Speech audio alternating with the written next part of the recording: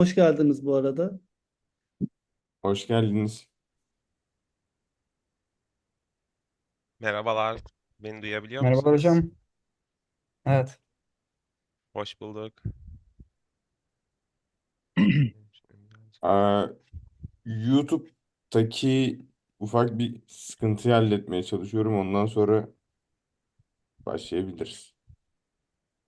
Tamam. YouTube'da da başlamış. Başlayabiliriz. Her şey tamam. Hazır. YouTube'da da başlamış. Tamam, super. Hello everybody. Today we are with Ertem Nusret from Stanford University. He is continuing on his doctorate there, and today he will talk about his articles. Uh, Most of them are about proof of stake chains securities. These articles haven't publicly explained yet. So this is the first. So you are special. um, so yeah, I want to let Ertem to introduce himself. Hello, Ertem. Well, hello. It's a pleasure to be here, and yeah, I will be talking about a bunch of my papers collected together into a single presentation. So if you don't mind, I can just share screen and start, and Yeah, then please. we can do a QA afterwards. Oh, just to introduce myself, yeah, I'm a PhD student at Stanford, advised by Professor David Che. And I finished my fifth year recently. So yeah, my research is mostly focused on blockchains and consensus protocols. Yeah. This year is your last year in Stanford, right? Yes, hopefully. Yeah, Yeah. hopefully. Also, David Shea is a really important, really successful person in blockchain field. So yeah, it would be really great to work with him. Yeah, it's Okay. a nice experience. All right, Uh, so let's see if I can share screen. Can everyone see my screen? yes, we Yes. see. Okay, great. I will just okay, can everyone see the pointer? I think this would help in the presentation. Yes, we see. Yes. Okay, then okay, without further ado, I will just start. So yeah, hi everyone. I am Ertem Nusret from Stanford University. I'll be talking about optimal security in a multi-chain world. This presentation is based on a bunch of papers that are joint works with a lot of amazing people, including my advisor, David Che. So before I delve deeper into the content material, I would like to reiterate fundamentals of consensus. So the version of consensus that I will focus in today's talk is called state machine replication. It consists of two sets of nodes called the validators and clients. As you can see here, validators take transactions as input. They execute a state machine replication protocol by talking to each other, and they output some consensus messages. Clients, in turn, act as observers of the protocol. So they observe these consensus messages, process them to output sequences of transactions, ordered sequences called ledgers. So in today's talk, we will use chains of blocks because, well, this is supposed to be a blockchain talk in place of these ledgers. And I'm going to denote the chain output by a client I at some time t by CHIT. Then a state machine replication protocol, in order to be secure, must satisfy two main properties. Now, the first property is safety. Safety says that the chains output by the clients and at different times must all be consistent. They should never conflict. Here, this relation means prefix of relation, so there should not be any conflicts between these chains. Liveness states that if a transaction is input to an honest validator at some time t, then this transaction should appear in the chains of all clients after some confirmation delay time, let's say denoted by this t-confirm. So in different network models, this t-confirm might have to happen after the network heals from partitions, but this is like a general formulation.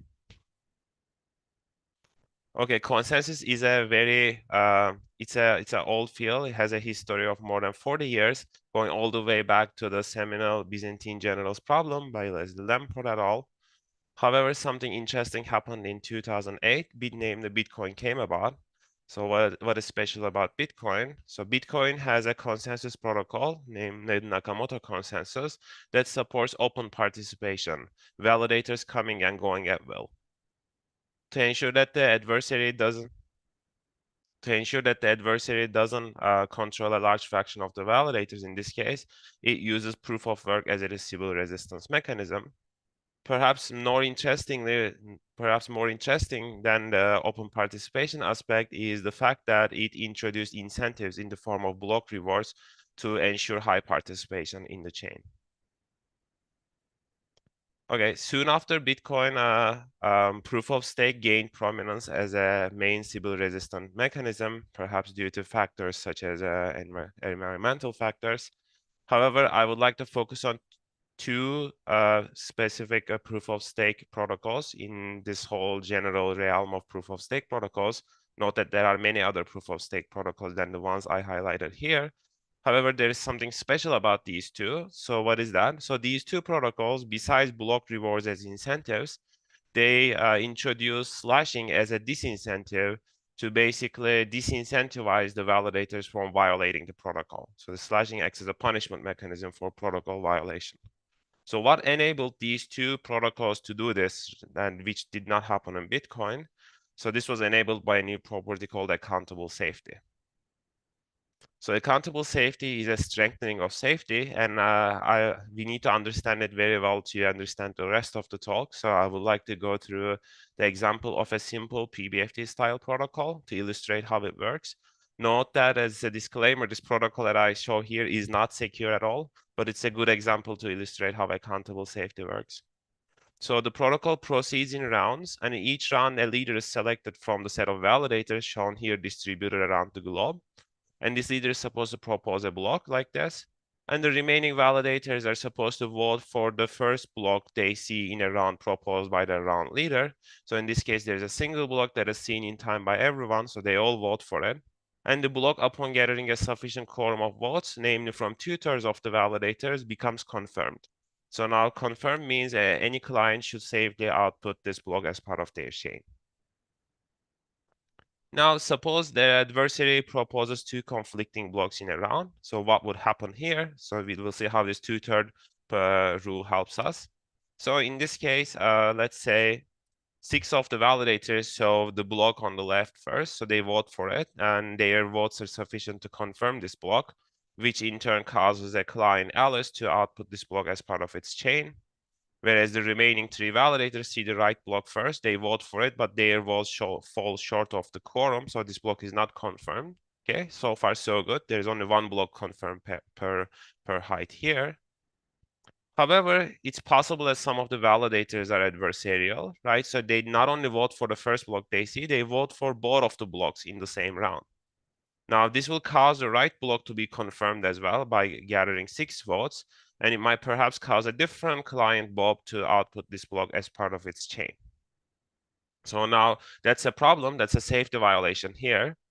But now we will see the accountable part of this accountable safety property.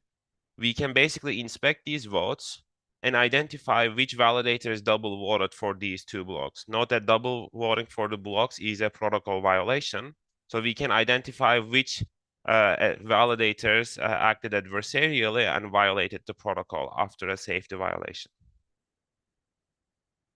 Note that this could hold even if the other validators are adversarial. In this case, they could be controlled by the adversary, but not have voted for both of the blocks. But this property holds regardless of the number of adversarial validators. We don't assume any a priori bound on them for this property to hold.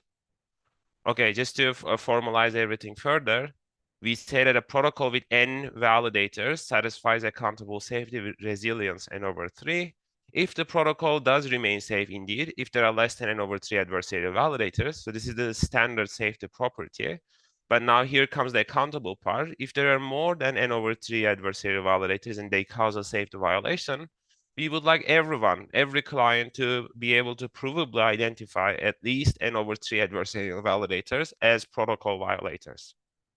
So here the provable means these clients should be able to generate a proof that would convince others that these n/3 validators violated the protocol rules.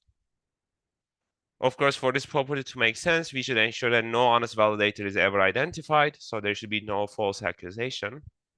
And there are many PBFT style protocols that satisfy this property to some extent or fully. And here are some examples.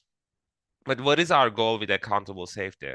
So we previously argued that it enables slashing and this provides a disincentive for protocol violation. But how can we actually quantify this? So we quantify this with the concept of economic security for proof-of-stake blockchains, which is the eventual goal of accountable safety. Here, economic security means it puts basically a number on how much the adversary must spend in order to violate a certain property of the protocol. And here, this property that we focus on is safety. How much should the adversary spend to violate safety? So that is the level of economic security of a chain. And indeed, accountable safety gives us a good measure because accountable safety says in order to violate safety, adversary must corrupt n/3 validators. And then these n/3 validators must double vote, in which case they will get slashed and they will lose their stake. So the adversary will be spending an amount that is equal to a third of the total stake of the validators in order to violate safety. And the total stake of the validators is typically proportional to the market cap. So this simple analysis shows us that in proof-of-stake blockchain protocols with accountable safety, economic security is can be proxied by the market cap. Okay, so now this brings us to basically the multi-chain world. So there are many different blockchains out there. You might notice that not all of them are proof of stake as I listed them here, but this is good for illustration. But each of these, at least the proof of stake ones amongst them, are only secured by their own market cap, even though there are many different blockchains here that could potentially help each other out. So this begets the question, can we design an overlay blockchain on top of these existing blockchains that has higher economic security, right? That somehow has economic security that is equal to the sum of the market caps of these chains, rather than being content with the fact that each chain being secured by its own market cap. So this is the overarching goal of this talk. And this problem becomes more acute in an ecosystem of blockchains called Cosmos. So Cosmos consists of many application-specific blockchains, each secured by its own market cap. And some of these market caps are not that large because they are application-specific blockchains. So this question is important for the Cosmos ecosystem. And indeed, the Cosmos folks have come up with a concept of mesh security to capture this goal. So how does mesh security work? So let's again show an example. So here we see a Cosmos blockchain called Juno with its own market cap. These numbers, by the way, are not probably accurate. They were taken some time ago, and these might have changed. You know how coins fluctuate in the ecosystem. But yeah, we'll just stick with these numbers as examples for now. Here we have a Cosmos blockchain Juno secured by its own market cap. And here we have a larger Cosmos blockchain called Osmosis, again secured by its larger market cap. Now, the goal for Juno should be perhaps to boost its economic security with the market cap of Osmosis. And if it succeeds in that, we will call it the consumer chain because it's boosting its economic security with that of the provider chain that is providing the economic security. Okay, so this is the first ingredient. Second, we would like consumer chains to be able to get economic security from multiple provider chains. Here we see another one, Evmos. So this consumer chain should be able to get economic security from multiple providers. And in turn, it should be able to contribute economic security as well. And in the mesh security architecture, we would like every chain to be both a provider chain and a consumer chain.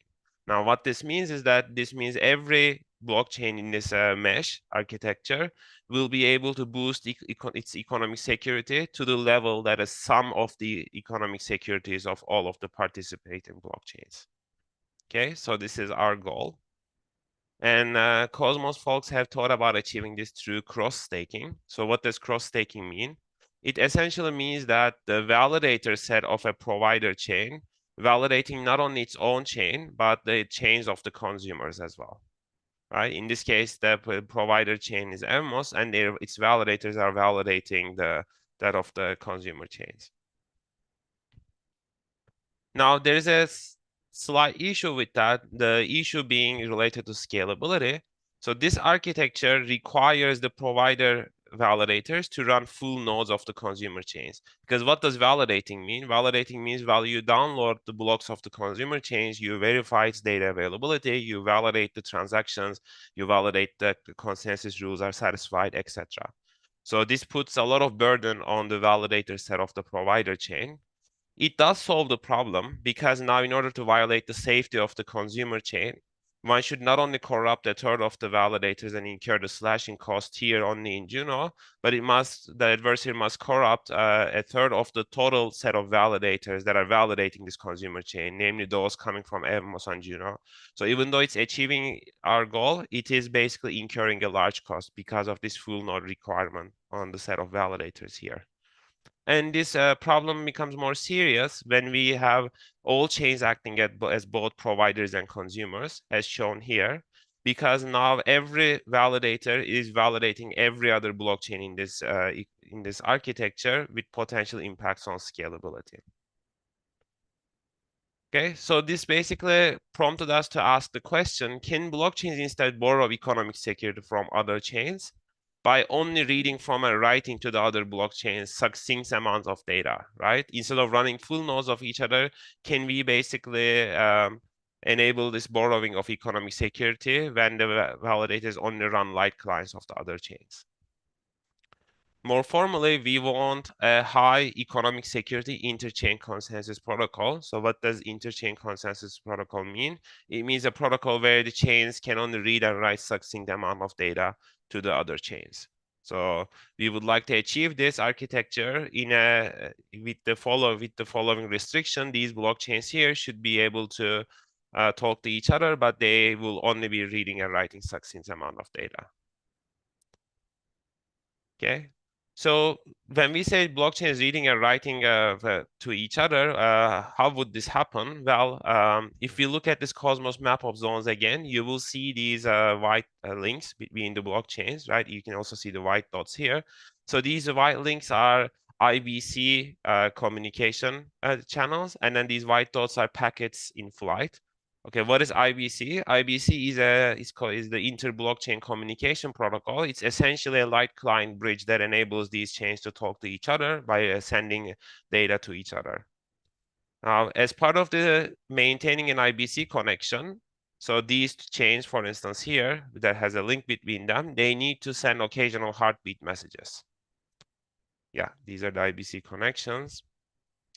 Okay, so to maintain a connection, they need to send a heartbeat message. How does a heartbeat message work? So here again, we have our example Juno that would act as a sender chain, and we have Osmosis here that would act as the receiver chain. Now the sender is going to send a heartbeat to the receiver to maintain the connection. So the heartbeat is simply an occasional block header of the sender chain and an associated quorum of signatures that certify that this block is confirmed on the sender chain. So, okay, so the heartbeat message is as simple as that. And this should happen periodically, as all heartbeats should happen. So now this tells us that these existing IBC connections between these Cosmos blockchains naturally implement the timestamping of each chain on the other chains that they have a connection with. And this basically prompted us to ask the question, can we use these natural timestamps to achieve our goal of an interchain consensus protocol with high economic security? And indeed, that gives the name interchain timestamping to our protocol. And our goal is to achieve mesh security, as mentioned before. And here is how we do it. So here we have a consumer chain. And here we have a provider chain with which the consumer chain has an IBC connection. As a result, the consumer chain sends periodic IBC timestamps. Now, suppose the adversary would like to violate the safety of the consumer chain. So it creates a slashable fork here. Well, we shouldn't have safety violated just yet, because if it is violated now, the adversary will incur the slashing cost only amongst the validators of the consumer chain, which would defeat our goal of getting economic security from the provider chain. So somehow we should be able to use this IBC timestamp sent to the provider chain to resolve forks of this sort. And indeed, we can do that because, well, the IBC timestamps of the both forks, they will be ordered on the provider chain, and we can rely on the temporal order of these timestamps on the provider chain to resolve the fork here. Perhaps make sure that these blocks are output in a linear fashion. Okay, so this is how we resolve the fork. Now, if the adversary is really adamant on violating the safety of the consumer chain, what it should do is that it should create a fork not only on the consumer chain, but also on the provider chain. Now, if this happens, we won't be able to order these two forks by looking at the ordering of these two timestamps, because they could also appear on two different forks, right? So now we are in a really bad situation. The safety is lost perhaps on the consumer chain. However, in this case, the adversary would incur a slashing cost not only on the consumer chain, but also on the provider chain. So a third of the total stake will be slashed both here and here. So we now raise the bar, like the cost for the attack, from a smaller number to a much larger number that is proportional to the sum of those two terms. Now, a nice benefit of this protocol, well, perhaps a feature of this protocol, is that it does not require changing the code run by the validators of these two blockchains. We just need to change the way the clients interpret the confirmation rule on the consumer chain. Namely, now, in order to get extra economic security, the clients should take these IBC timestamps on the provider chain into consideration when they confirm blocks on the consumer chain. But we don't have to change the validator code itself. Now, another nice feature of this protocol is that it enables the consumer chain to borrow economic security from multiple providers. How could this happen? So here is another provider chain, and then the consumer chain wants economic security from that as well. Well, we could do this if the provider chain one also sends timestamps through some IBC connection to the provider chain too. In this case, in order to violate safety on the consumer chain, the adversary will have to first fork the consumer chain. Okay, then it needs to fork the provider chain. So these two timestamps are on two different forks.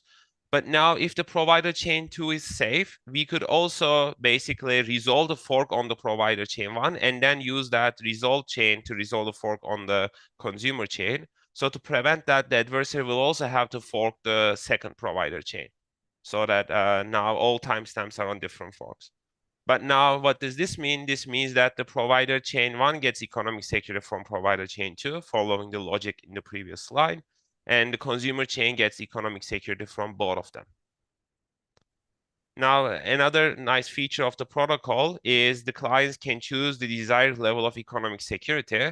Suppose all of these chains have IBC connections, right? Now, maybe the consumer chain clients find it sufficient to get economic security only from the first provider chain. So in this case, they don't necessarily have to interpret the timestamp sent to the second provider chain. So the clients are flexible in terms of how many chains upstream they want to interpret. Okay, so let's recap the security properties of the interchain timestamping protocol. So the consumers chain in this protocol can obtain additional economic security that is equal to the sum of the economic securities of the provider chains. More formally, consumer chain is guaranteed safety if any of the provider and consumer chains is guaranteed safety. For liveness, unfortunately, consumer chain is guaranteed liveness only if all provider and consumer chains are guaranteed liveness. So we take a hit in the liveness sense. However, that is a necessary hit because, well, first of all, the interchain timestamping protocol achieves the maximum economic security among all possible interchain protocols, and no interchain protocol provides a better liveness guarantee without reducing this high level of economic security. Okay, so we have used Cosmos chains as examples in our illustrations, but let's see how can this architecture help the Cosmos ecosystem. So here we will see a diagram of economic security for Cosmos zones. So K equals 0 mean each chain is currently secured only by its own market cap. The color indicates the market cap. So red is small, green is good, more security large. Right, the links indicate the IBC connections. So the thickness of the link is how frequent these connections are. And when you see shadings of the links, it means do we use that link in the interchain timestamping protocol? So when k is equal to 0, we see a lot of reds here because each chain is secured by only its own market cap. But now k equals 1 means each chain picks amongst its neighbors the one with the highest market cap and use IBC timestamp sent to it to boost its economic security. So here we already see a lot of the chains becoming green and yellow from red. And k equals 2 means that each chain uses 2 blockchains upstream from it in the interchain timestamping paradigm. At this point, we see all of them have become green, basically attaining the highest possible economic security. And when we do 3 blockchains upstream, it doesn't really help as much. So k equals 2 seems to be the sweet spot here. Now, you might have noticed the following. So suppose I am sending a timestamp to a provider chain. Right? What if the provider chain itself stalls due to a bug in its code, right? Now, as a consumer chain, do I also have to stall? Like, what do I have to do in this case, right? Well, again, we give clients the flexibility to either stall and wait until the provider chain becomes alive, and this way preserve the high level of economic security, or continue outputting the consumer chain blocks, but now these new blocks will have a lower level of economic security. So in this sense, the clients can, again, make the decision for themselves. Now, the second line of criticism perhaps could be, look, like we send these timestamps to the provider chains. When I wait for these timestamps to become confirmed, I'm incurring extra latency in my protocol. So how much extra latency does this protocol give us? Well, it kind of depends on the frequency of timestamping. So when we send a timestamp once every 6 seconds, the extra latency per provider chain will be 12 seconds. And the cost of timestamping per year will be around this much. Well, this number can again be outdated because these numbers change over time, but at least the relation and the order of magnitude would be accurate. And if we send less frequent timestamps, let's say instead of once every 6 seconds, once every 60 seconds, then the extra latency will be 66 seconds. And the cost of timestamping, sending these timestamps to the provider chain will be much smaller. And both of these numbers are well within budget for many of these blockchains, in particular, given the high level of economic security they can get in return. Okay, so this was a pretty practical construction. Now, I would like to question some of the fundamentals of it. Now, so far, we have operated under the assumption that accountable safety implies economic security, right? I basically made this equation on slide 5 or so. But is this really true?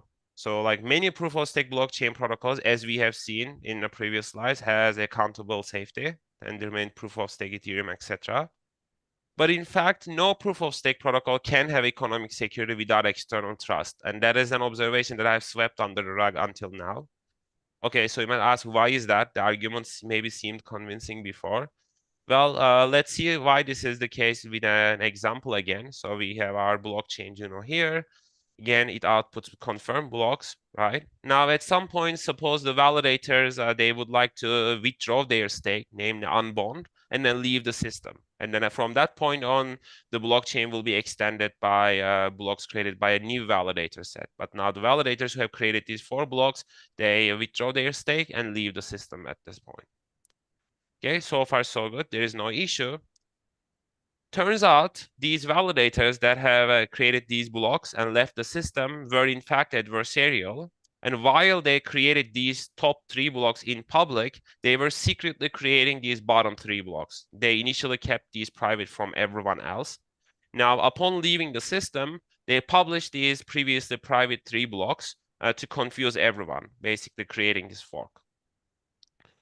Okay, now for us who have observed this attack unfold in real time, this is not really an attack because we know the bottom 3 blocks came later, so we can just stick to go with the top 3 blocks, so there won't be a safety violation for us. But now the issue is for a late coming client who maybe comes to the presentation right at this moment, sees 2 different forks here.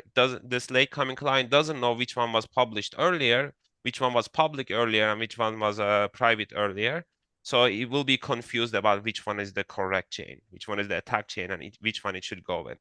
So now this potentially implies a safety violation considering late coming clients, right? But now you might say, like, look, there is no issue here. Even though we have a safety violation, we know that this protocol is accountably safe. So just like in your previous example, I can look at the signatures on these two blocks, right? This block, and there will be some double signatures on that, right? And by identifying the validators that send these double signatures, I can slash them and get economic security.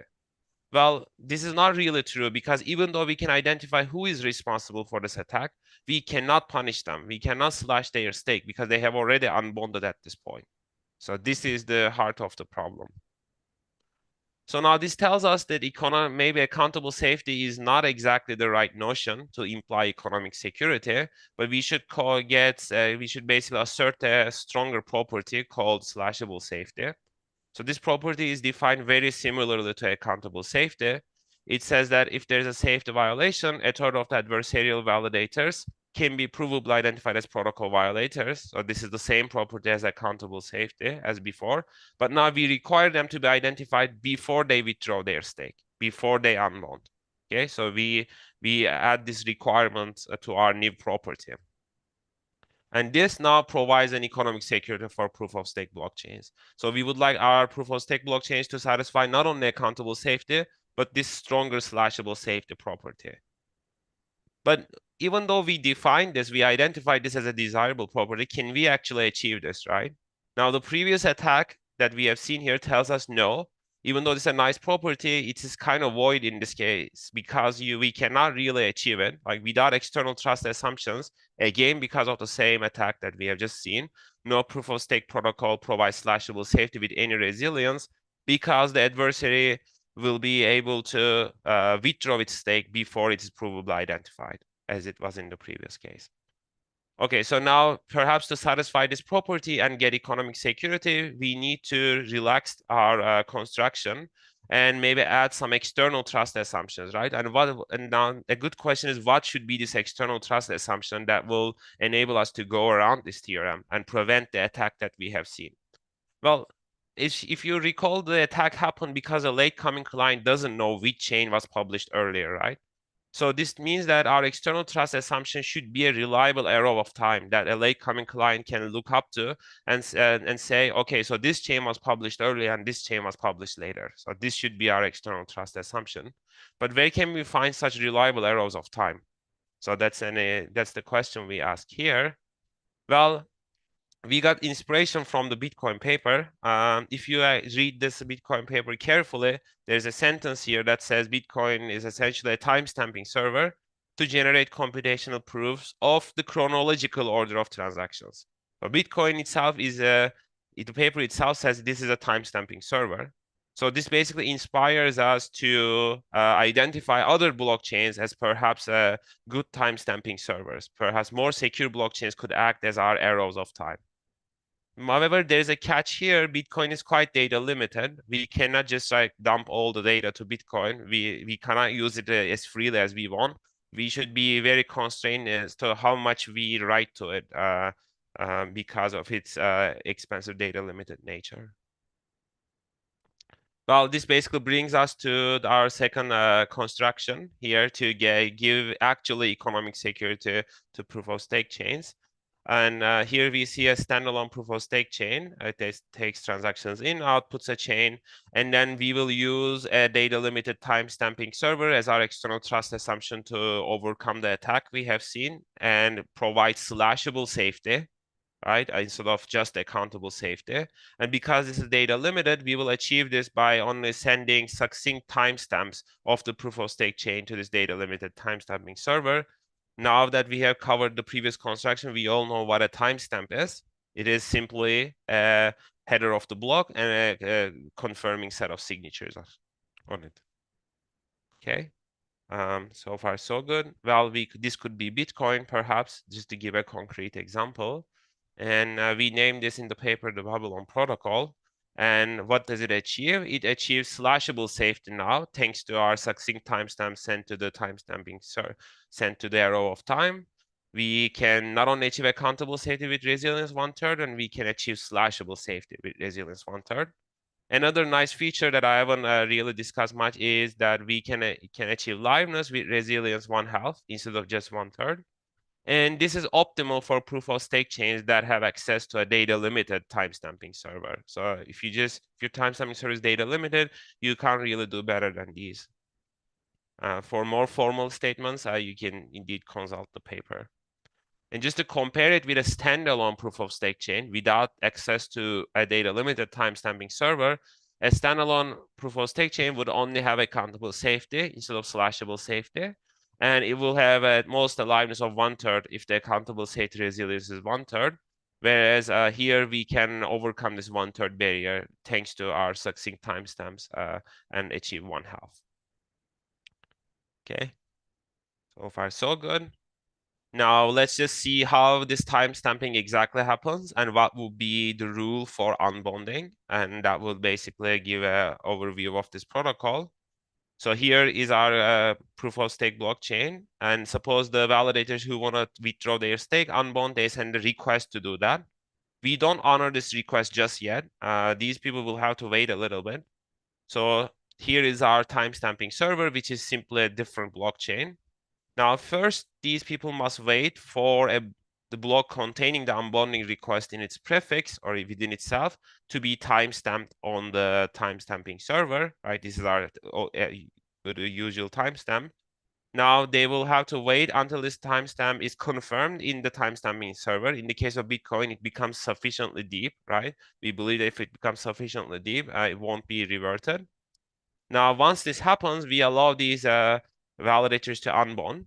Okay, so far so good. Now, if they want to do the same attack that we have seen that prevented us from achieving slashable safety, suppose they do that, they do the exact same attack, they won't succeed in this case. Why is that? Because now a late-coming client would like to see the timestamp of the attack chain as well once it's published, but this timestamp can only come much after the timestamp of the earlier blocks that were public earlier. So by looking at these two timestamps, the late-coming client can see which one came earlier and which one was published later. So this prevents the attack. Very good.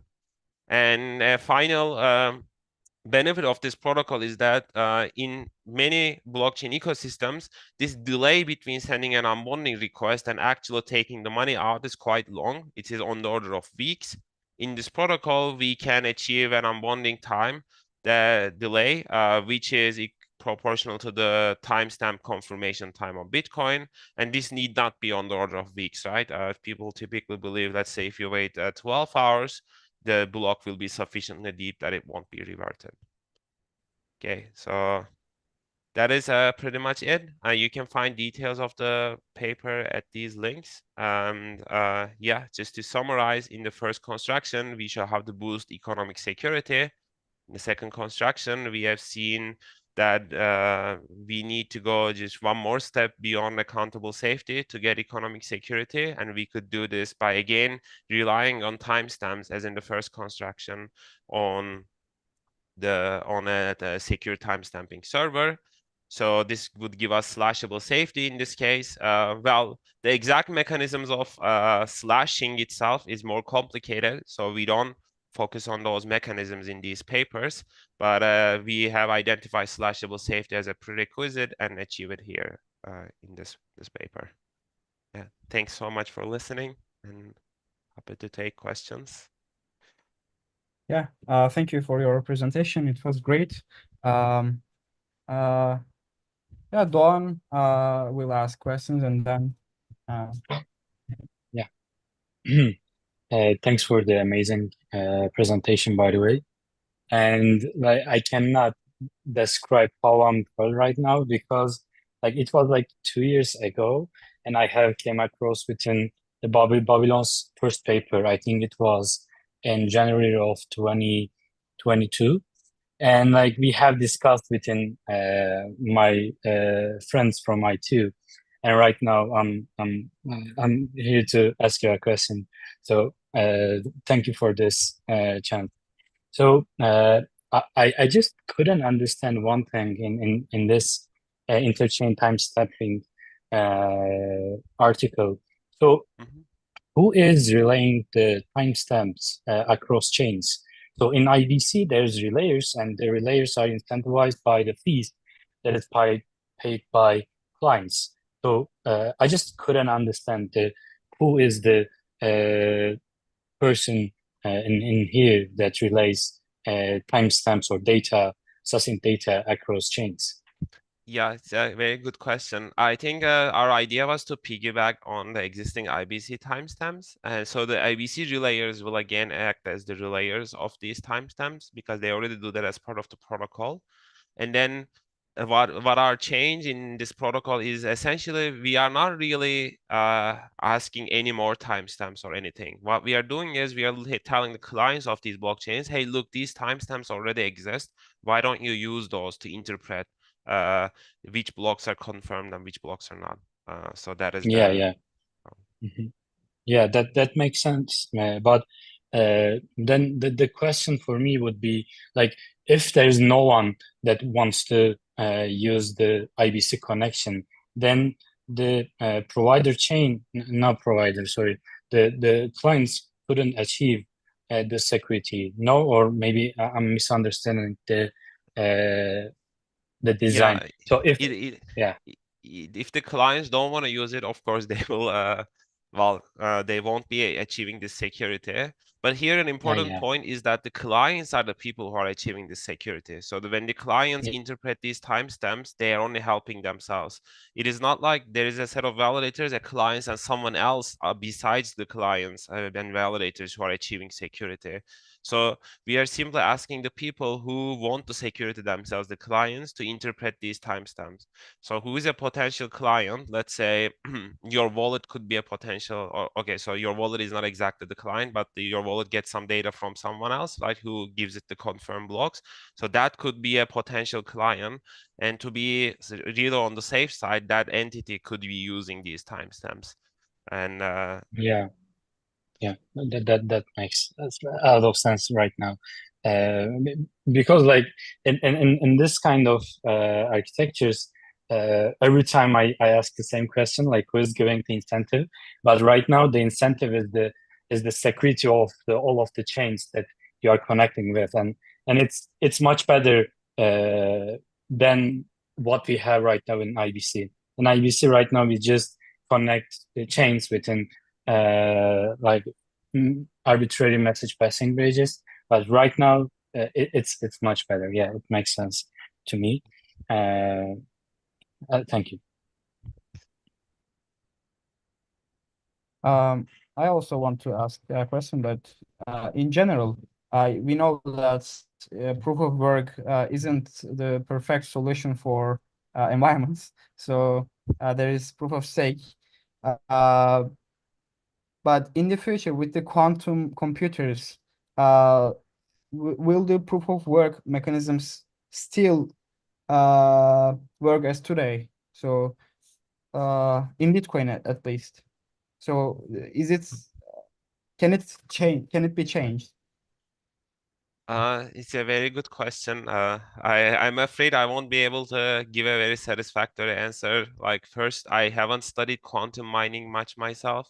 I know that there are excellent research on that and about the quantum adversaries with access to quantum machines.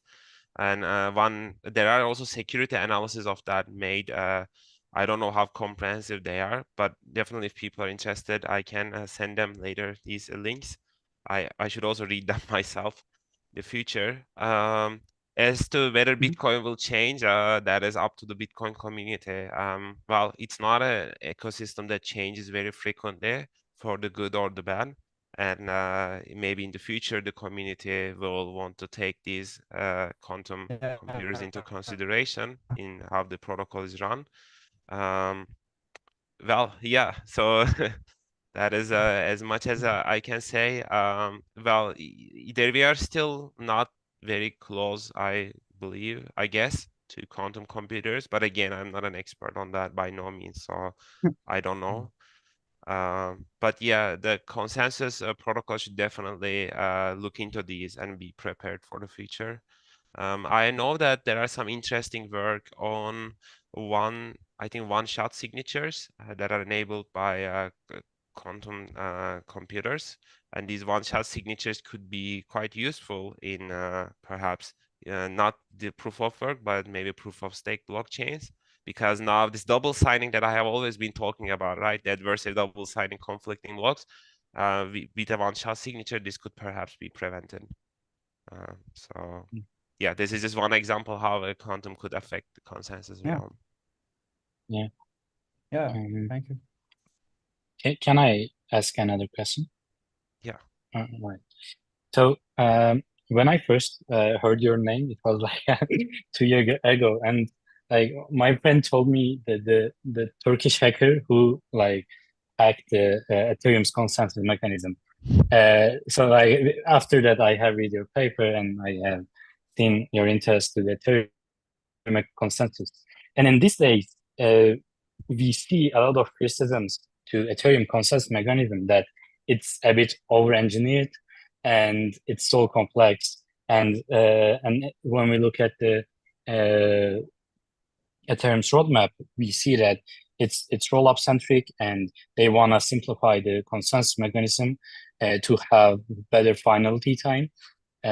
So I really wanted to hear your opinion on this criticisms and the single slot finality that has been discussed in Ethereum ecosystem in these days. Yeah, yeah, just to be clear, we didn't really hack anything in the real sense of the word. What we did was in the summer of 2020, we looked into this preprint called Gasper, which was supposed to serve as a blueprint for a future consensus changes in Ethereum. This was all pre-merge. So we found some attacks on it, and we had a very nice collaboration with the foundation where we discussed these attacks and made them public, made these to disclose to them in a responsible way. And then this led to changes in the protocol, and there was a lot of criticism on that front. But I have seen a lot of excellent progress being done to alleviate or address these points of criticism.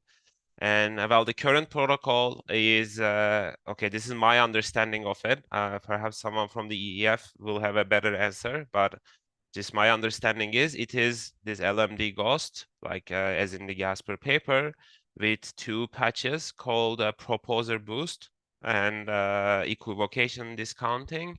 Now I don't know if those were actually implemented part of the consensus protocol, but at least this should be our academic mental model of how the protocol currently is, and Casper FFG on top of that. Now, as you might have, if you have seen an earlier talk by me or by my colleagues or by Ethereum Foundation people, it's supposed to output two nested ledgers, like a finalized ledger and a full ledger that is supposed to be secure under dynamic availability, sleepy network. So our attacks were concerning this full ledger, in fact, the underlying ledger initially. But now with these patches, we don't know of any sustained attack on it that would work even with an adversary of arbitrarily small control. So we don't know of any such attack on the underlay. I also don't know of a full security proof, but there is a recent paper with some notion of a security proof. So that should perhaps be looked at. Maybe they have some nice answer there. But this current state is, of course, not the end game for Ethereum Foundation, as you might understand from the existence of the discussion on single slot finality. There, I think excellent work is being done by the folks in AF, some of with whom I am actually friends with. So I can maybe send papers by these people and how they plan to approach the single slot finality idea. I think the current approach I see is very positive and rigorous, nice. Thank you so much. I actually wanted to ask you a last question of mine. Maybe this is not an easy question for you, but so you have been working with consensus mechanisms for a long time. And like, if you would design a blockchain from scratch today, like how would you design your consensus mechanism? Like which mechanism would you use in the blockchain that you would design? So maybe this is not an like short answer, but I wanted that. Well, the funny answer is I will use all of them. So here is how. Despite all the, well, we were just talking about Ethereum, right? Despite all the issues in the construction in the past, some of which have been resolved. They had the right philosophy, in my opinion, and their philosophy was the following: you have different types of clients, and then these different types of clients want different guarantees from your protocol. Now, the typical example in our presentations we give is that a car dealer, right, sells a car rather infrequently, so it values safety a lot more, because if the chain is somehow reverted, it loses a lot of money. Like for a car dealer, safety is paramount. It's okay for the car dealer to occasionally have the chain stalled because of, let's say, network partitions or not enough participants being active, but it doesn't want any reversion. On the other hand, if you're a small vendor, for you, the liveness is somewhat more important. So if you have a small part of the chain being reverted, you lose some money, but not so much, perhaps. But if the chain stops for a long period, you lose a lot of money, because you gain from small sums that hit the chain, right? You're a small time vendor. Now, how can we basically keep both of these types of clients happy with a single protocol? And second of all, how can we ensure that these two types of clients can still talk to each other, can still transact with each other in the same financial ecosystem? So the solution to that is to basically output nested ledgers, right? As I was talking about, a ledger that this one liveness favoring client can basically trust and would follow, and that's a bit more liveness favoring, and another one that is perhaps a prefix ledger that's more safety favoring. They are nested, which means they are always prefixes of each other. That enables these two types of clients to talk to each other, but they also get their own desired guarantees. So I think that's the right way to make everyone happy in a single financial architecture. And I think that's the approach pursued by Ethereum with these nested ledgers. And so, well, now to just complete the answer, to output these different components, I would of course use different consensus protocol, right? Like Casper FFG is, for instance, a more PBFD style protocol inspired by PBFD, and whereas the underlying LMD Ghost is more inspired by Nakamoto consensus. So this way, I am basically including lineages of consensus protocols that seem quite separate from each other in the same architecture. Yeah. Thanks so much. Um, I can ask another question. Like as I mentioned, proof of work has problems with the ecology, as we know. But and also as alternative, we have proof of stake. Like in the future, do you think will be an alternative consensus mechanisms like I know proof of authority, proof of weight, this kind of consensus mechanisms are being discussed. So what do you think? Which one could be the mainstream in the future? Yeah, I feel Or yeah, so well, it's hard to predict the future, right? If we could do that, I guess we would all be rich by by now. But so which one would become more prominent? Well, we have already seen quite a shift to proof of stake from proof of work, but proof of work has its own fans, right? Bitcoin has a large, vibrant community, and Ethereum also has a large, vibrant community. So it is hard to hard to say how things will turn out in the end. These are influenced by a lot of factors. Well, if the energy prices go up so much, maybe a proof of work will suffer more. But I'm not an expert on the prices of that, so I don't know for sure. Maybe there will be some legislation that will be more favorable to proof of work as opposed to current proof of stake protocols. I don't know for what reason, but these could be even for reasons that are not tied to the Sybil resistance mechanism itself, but how you use what consensus protocol you use this Sybil resistance mechanism with.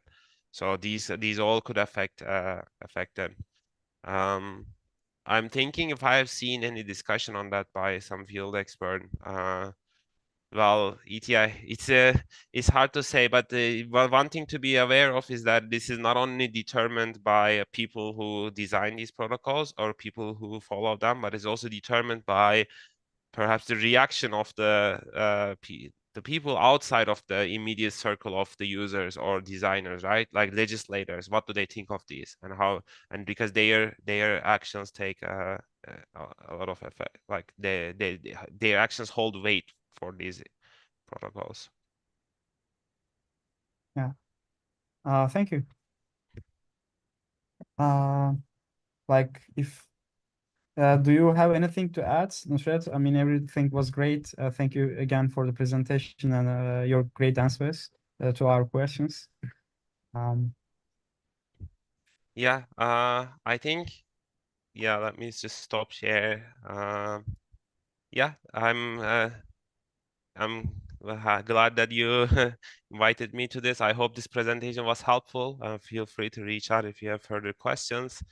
And yeah, for my answers to the questions, I can always send more resources on things that I am not an expert on. I can talk like infinite amount for on details, technical details of consensus protocols, but when it comes to questions like how things will pan out in the future, it's a bit hard to say anything for me. Yeah, I understand. Okay. Yeah, it was really beneficial and as you said, you like good for the Turkish community, for the global community. Again, yeah. Actually, I have a question for you guys, if you don't mind. Like, maybe you could just explain a little bit more about you are all in Node 101. So, or like, what is this meeting like?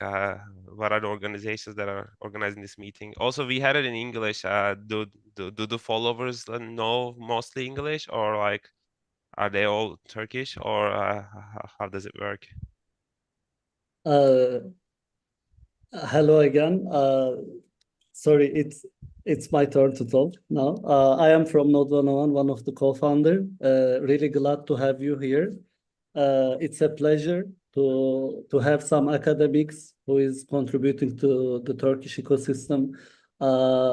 Most of the followers, I think they know English very well, and we wanted to froze your presentation in the internet, and everyone can reach out anytime from everywhere. So that was our intention. What Node 101 is doing, we are trying to build a validator company in a side with a non-profit event. It's been 2 years and we have hosted almost 61 to 65 events, workshops, gatherings, hacker houses, and conferences, mostly ZK based. And all of them were in Istanbul. And the third thing that we are trying to build, we are building products with Node 101 team.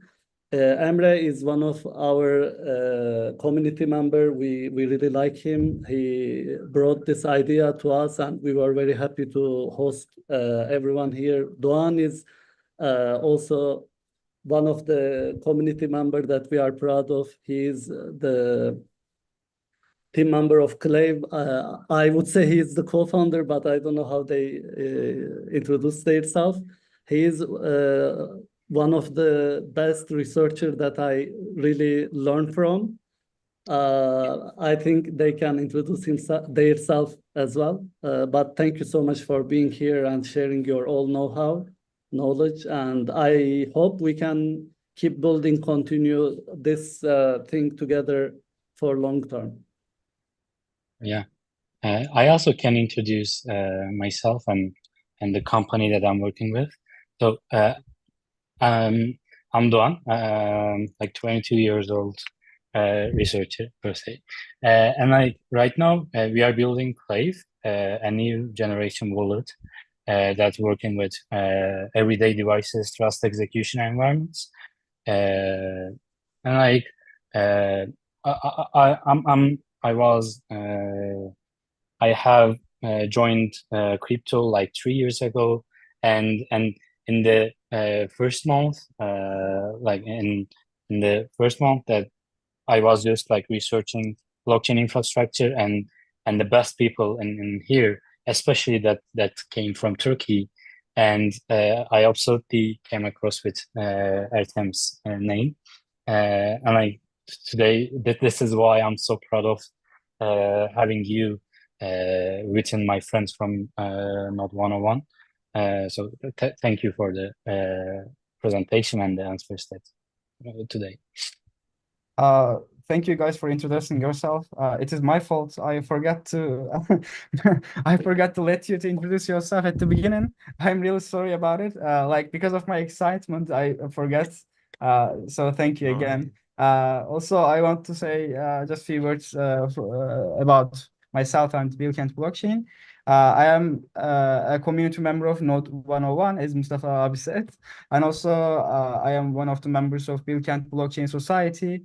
So we are also hosting events in Ankara, in Bilkent University, and not as brilliant as you maybe, but we also have researchers in Bilkent, Doğan. Yeah. So we host events. Yeah. Thank you. Thank you, Yeah, no, everybody. I'm always happy if people are interested in the research aspect. I see myself more of an ambassador for the science of blockchains than the blockchains themselves.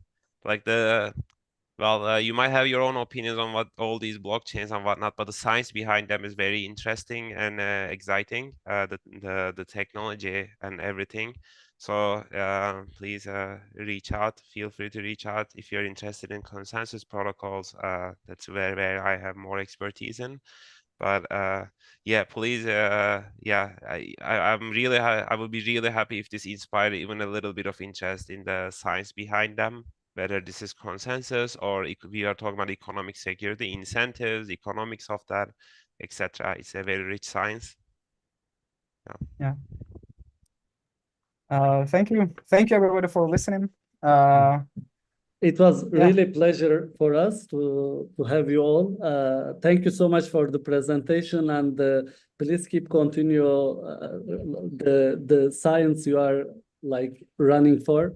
I hope really we would have you again and again. It was really pleasure to listen you as a validator.